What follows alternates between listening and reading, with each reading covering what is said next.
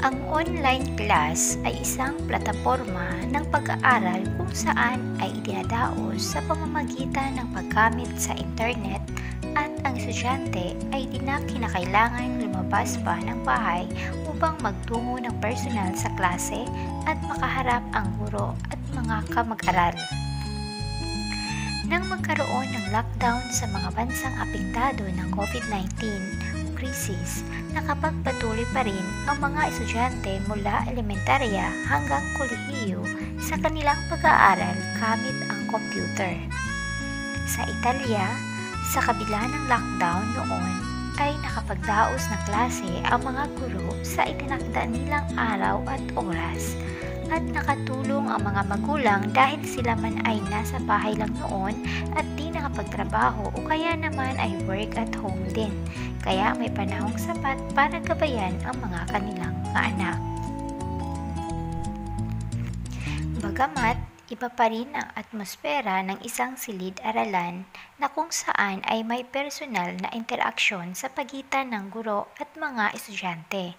Kailangan na lamang gawing mas masigla, epektibo at imperatibo ang paraan ng pagbabahagi ng aralin upang ang mga bata ay magkaroon ng pukos at dibuhos ang kooperasyon. Kaya masasabing trending ang online class ngayon at isa ring matinding hamon para sa lahat upang maging matagumpay ito kahit sa panahon ng stay at home. May kakambal din itong hirap para sa iba dahil hindi naman lahat ay may kayang magkaroon ng internet sa kani-kanilang tahanan. Kaya ang ginagamit ay ang mga telepono ng mga magulang, subscription ng internet o kaya ay pakikipagkomunikasyon gamit ang WhatsApp o Messenger. Isipin din natin ang kalagayan ng mga mag-aaral kung saan ang kanilang mga magulang ay full-time health worker gaya ng doktor, nurses, sanitary workers at iba pang patuloy ang hanapbuhay dahil kailangan kahit panahon ng lockdown. Maaaring mahirapan sila dahil sa walang sapat na panahon ang mga magulang upang matulungan at matutukan sila sa kanilang online class. Sa panayam sa ilang magulang na nakasubaybay noon sa pag-aaral ng kanilang mga anak, gaya nila Eds Ignacio at Grace Ramos, narito ang buod ng kanilang sagot sa mga naging katanungan ng Ako ay Pilipino. Ayon kay Eds Ignacio, nagkaroon ng disiplina ang mga bata dahil nagkaroon ng regula sa kanilang bahay na dapat maglaan ng oras sa paggawa ng aralin, paglalaro o paggamit ng gadget. At sa kanyang bilang isang ina, naging hamon din ang isasaayos ang kanyang oras para magampanan ang mga gawaing bahay at pagsubaybay sa pag-aaral ng anak. Sa kanilang kwarto ay sadyang naglaan ng study area upang higit ang konsentrasyon, kaya napakinabangan ng husto ang study table.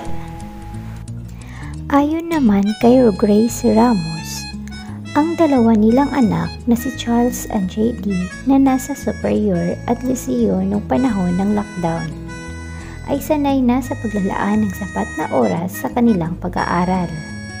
Gumigising sila ng maaga upang ihanda ang sarili sa pagre-review para sa verifika at interogasyon. Di rin naman sila stress na mag-asawa dahil parehong may inisyatiba ang kanilang mga anak. Kaya naman, di nila inistorbo ang mga ito kapag nasa study area ng kanilang kwarto.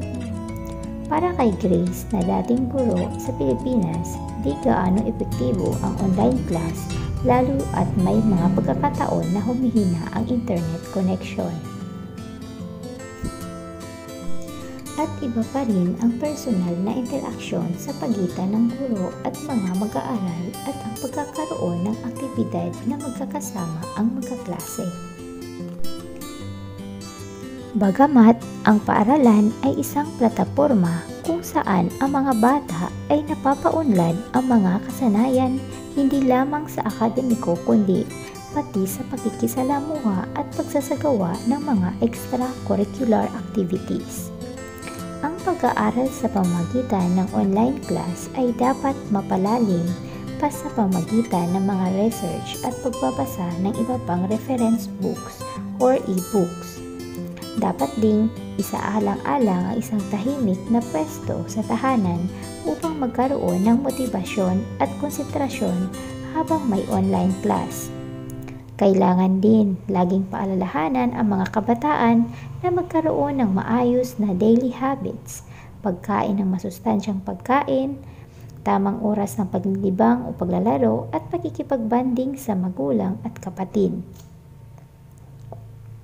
Sa nalalapit na pasukan, maging sa Pilipinas o ibang bahagi ng mundo, isang hamon ito sa gobyerno, sa Departamento ng Edukasyon, sa mga guro at mga magulang kung paano ba matutugunan ang mga pangangailangan ng mga mag-aaral. Dahil sa gitna ng krisis na dulot ng pandemya, mahalaga ang pagkakaroon ng suporta sa mga material na gamit sa koneksyon sa internet, sa pagdisiplina sa mga estudyante para sa bagong daily routine nila at mas tutok na pagsubaybay sa kanilang pag-aaral sa pamamagitan ng online class.